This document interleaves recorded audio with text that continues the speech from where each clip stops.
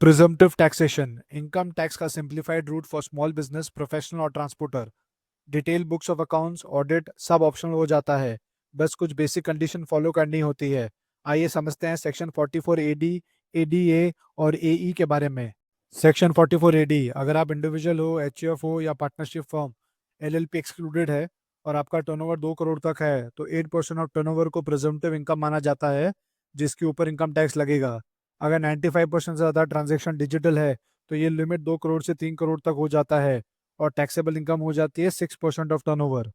Section 44 ADA ये उन professional के लिए है जिनके पास स्पेशलाइज क्वालिफिकेशन होती है, जैसे doctor, CS, lawyer, architect etcetera.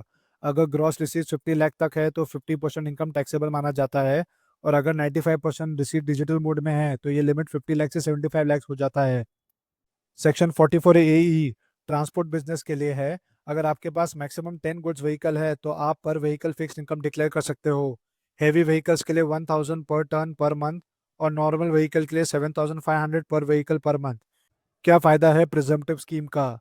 Books of accounts maintain करने की ज़रूरत नहीं, ऑडिट अवॉइड हो जाता है, कंप्लायंस काफ़ी सिंपल हो जाता है, perfect for small business, freelancers और individual professionals.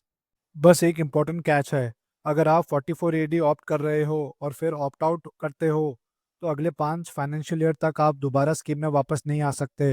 So plan carefully. तो अगर आप एक स्मॉल बिजनेस या प्रोफेशनल हो with simple income structure, presumptive scheme एक गेम चेंजर है। और ऐसे टैक्स टिप्स के लिए फॉलो करें टैक्सोलॉजी इंडिया को।